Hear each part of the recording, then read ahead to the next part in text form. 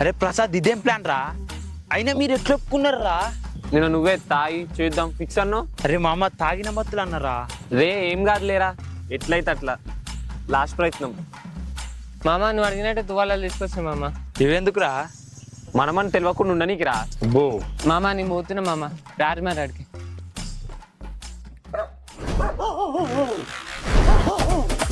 రే మనోజ్, దాని కుక్క పిల్ల ఏమైనా దొంగతనం చేసినావురా?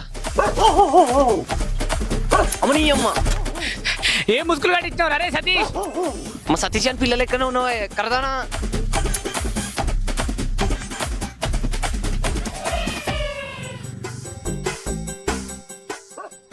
అరే కుక్క మళ్ళొస్తుందిరా, లగద్దరు.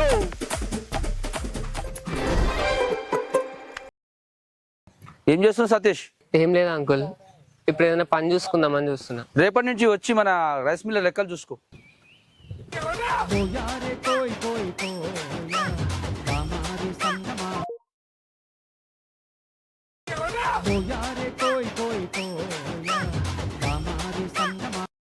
అంకుల్ ఒక్క నిమిషం అంకుల్.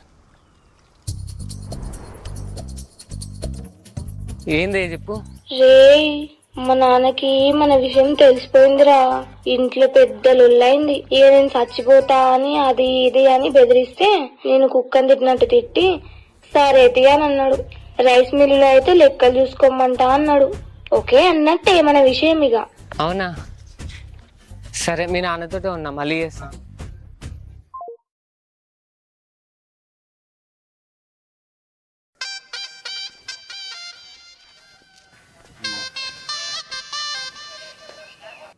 అవి వాడు రమ్మని పంపారా?